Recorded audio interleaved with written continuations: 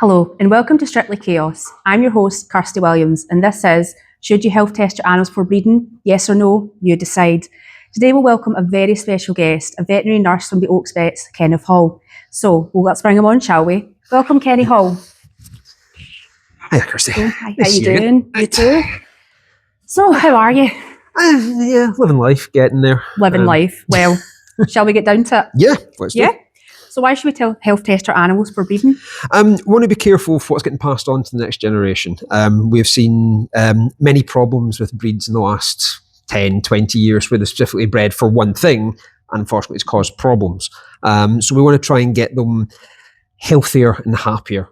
Mm-hmm. And also it's a length of life thing. So, the longer they live, the happier the owners are going to be and everybody else is going to be around them. So we want them to be happy, we want them to be healthy. Mm-hmm. We want them to thrive and we want them to kind of pass on perfect genetics. Oh, yeah. And perfect genetics is probably the wrong way to say it, but better genetics. And we want to breed for the best in them. You're never going to get perfect because I hate to say things happen and, you get numpties. You kind of go with the flow with that one. Mm-hmm. No, absolutely. So what is it? Why should we health test our animals? What does it give the benefit of?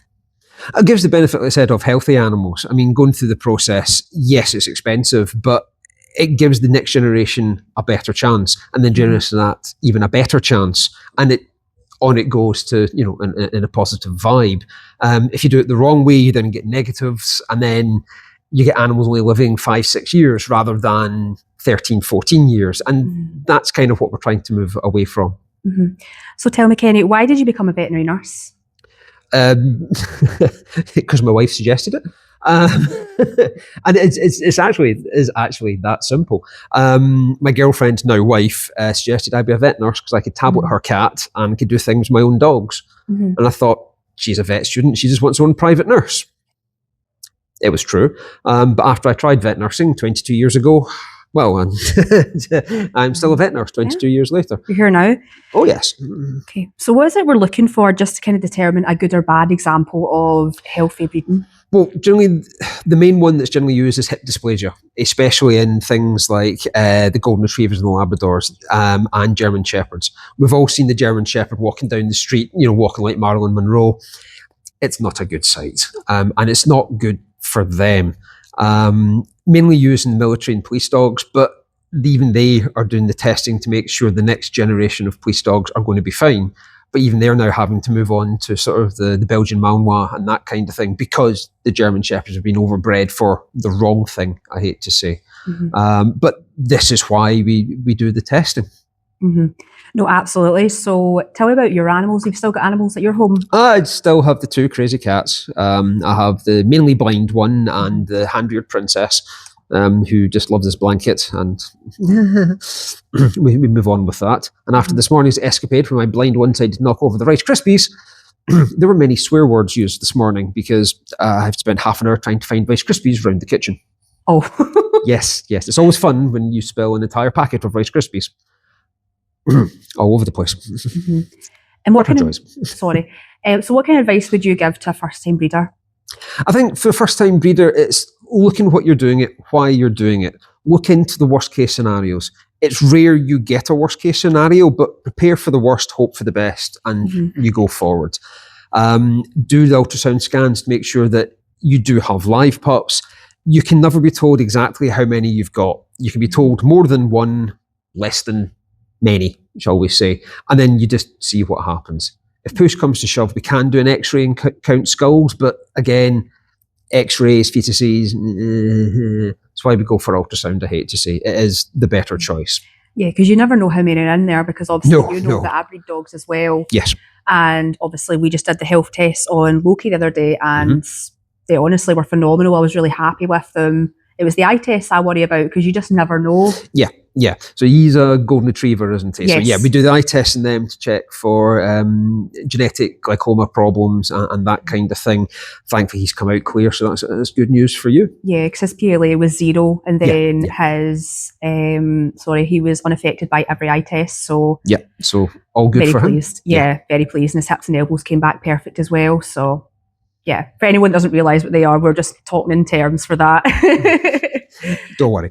Don't worry about it unless you're coming into it. The plus side is next generation is going to be absolutely fine. So all you have to deal with is clumsiness now. He is so clumsy. Yeah. It's retrievers. They don't have sense of where they are in the world. It's just they run into anything and everything. Yeah. I grew up with two of them. I know what it's like. That's why I have a solid skull.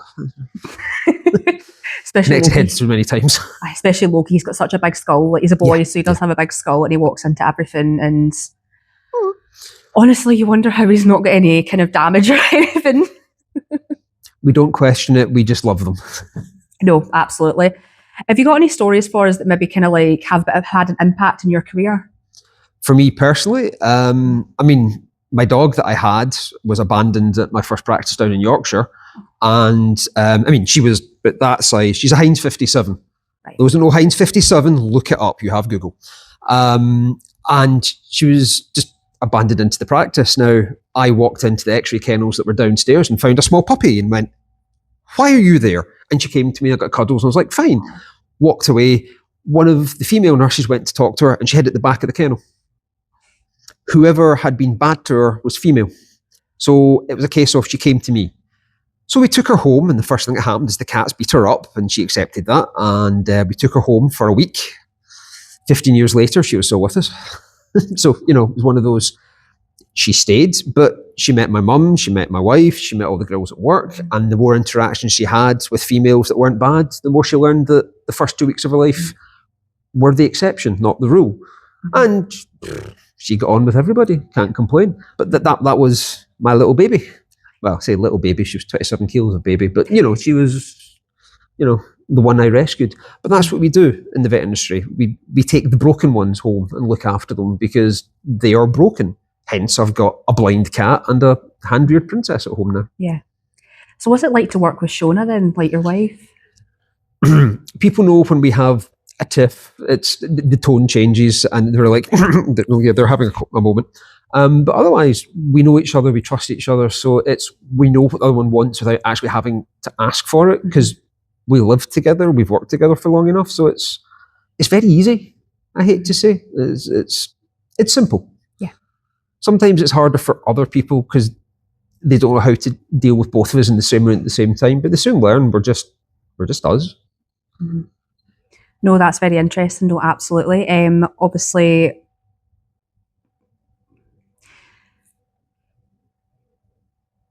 Lost your train of thought. Lost my train of thought, yeah, absolutely. It's my face, I'm sorry, it does that to most people. What is it like, obviously, working in the industry? Like, does it have more kind of hardships than good ships, or would you say it's a mix? Good days, bad days. Mm-hmm. I mean, we have the great days where everything goes right. We have the bad days, no matter what you do, everything breaks. And you go with it. I mean, we have the scars on my arm from the fun ones. I've got some down there from yesterday, but that's... Yeah, they're cats, you know.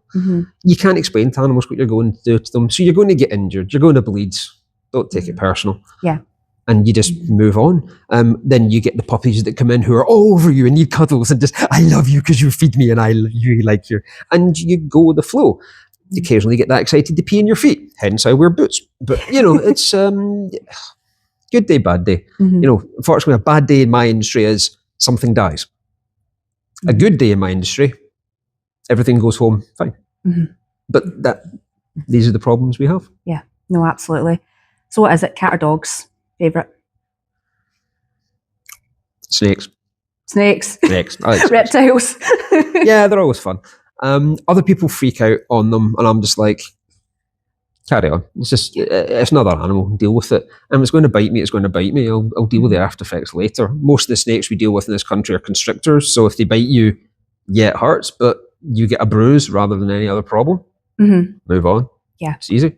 No, absolutely. Well, that is so great. Thank you so much for joining us, Kenny. Oh, you're very welcome. And obviously, thank you all for joining us today. I've been Kirsty Williams, and this is Strictly Chaos on RPTV. If you want to join us on our link trees, mine is linktree/KirstyLee98 and also linktree/Rockpool TVs. Thank you very much.